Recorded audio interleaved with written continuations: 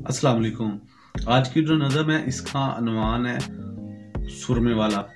ये वो सुरमे वाला है जो कि जेहलम ब्रिज के ऊपर या पुल के ऊपर एक बस खड़ी है और इसके अंदर वो सुरमा बेच रहा है। तो वो कैसे अपना सुरमा बेच रहा है वो आज मैं आपके साथ शेयर करता हूँ। मेरे वालों सारे बहन भाइयों ਨੂੰ सलाम होवे। जातकां बुजुर्गां ते माइयां ਨੂੰ सलाम होवे। ਇਹ ਲਾਰੀ ਵਾਲਾ ਅਜੇ ਹੁਣ ਕੁਛ ਦੇਰ ਖਲੋਵੇਗਾ, ਸੱਪਾਂ ਵਾਲਾ ਬਾਬਾ ਤੁਸੀਂ ਸੁਣਿਆ ਤੇ ਹੋਵੇਗਾ। ਇਹ ਬੱਚਾ ਅੱਜ ਇਸ ਬਾਵੇ ਨੂੰ ਸਹਾਨਦਾ, ਇਹ ਸੁਰਮਾ ਮੈਂ ਵੇਚਣਾ ਵਾ ਜੱਗ ਸਾਰਾ ਜਾਣਦਾ। ਇਹ ਕਿਧਰੇ ਨਾ ਅੱਜ ਇਸ ਸੁਰਮੇ ਦਾ ਜੋੜ ਜੇ, ਸੱਤ ਦੀਆਂ ਬੂੜੀਆਂ ਦਾ ਅਰਕ ਤੇ ਨਿਚੋੜ ਜੇ। ਇਹਨੇ ਬੜਿਆਂ ਜਿਹਾਂ ਚਸ਼ਮਿਆਂ ਦਾ ਪਾਣੀ ਪੀਤਾ ਹੋਇਆ ਜੇ, ਸੌਂਫ ਤੇ ਗੁਲਾਬ ਵਿੱਚ ਖਰਲ ਕੀਤਾ ਹੋਇਆ ਜੇ।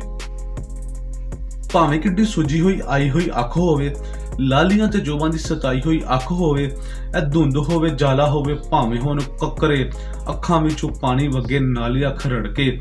ਇਹ ਚੰਨ ਦੀਆਂ ਚਾਨਣੀਆਂ ਤੇ ਅੱਖੀਆਂ ਨੀ ਜੇ ਸਹਿੰਦੀਆਂ ਤੇ ਉੱਠਦਿਆਂ ਬਹਿੰਦਿਆਂ ਟਰਾਟਾ ਜੀਆਂ ਪੈਂਦੀਆਂ ਤੇ ਪੀੜ ਮੁੱਕ ਜਾਂਦੀ ਜੇ ਤੇ ਸੋਜ ਲੈ ਜਾਂਦੀ ਜੇ। ਉਹ ਇੱਕੋ ਹੀ ਸਲਾਈ ਨਾਲ ਫਿਰ ਠੰਡ ਪੈ ਜਾਂਦੀ ਜੇ। ਇਹ ਪੰਜਾਂ ਦੀ ਨਾ 10 ਦੀ ਨਾ 20 ਵਾਲੀ ਬਾਤ। ਇਹ ਲਾਰੀ ਵਾਲੇ ਮੁਸਾਫਰਾਂ ਨੂੰ ਹਾਸ ਹੀ ਰਿਹਾ ਤੇ ਇਹ ਚਾਰਾਂ ਨੇ ਮੋਮਨੋ। ਇਹ ਸੁਰਮਾ ਜਿਹੜਾ ਪਾਵੇ ਉਹ ਨਾਜ਼ ਕਰ ਸਕਦਾ ਹੈ ਤੇ ਲੋੜ ਹੋਵੇ ਜਿਸ ਨੂੰ ਆਵਾਜ਼ ਦੇ ਸਕਦਾ ਹੈ।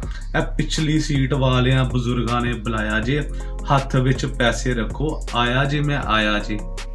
दोस्तों चैनल है गोहर इन्फो, इसको सब्सक्राइब भी कर लें और साथ बेल वाले आइकन को प्रेस करें जो अगली आने वाली वीडियो है उसका नोटिफिकेशन भी आपको सबसे पहले पहुंच सके।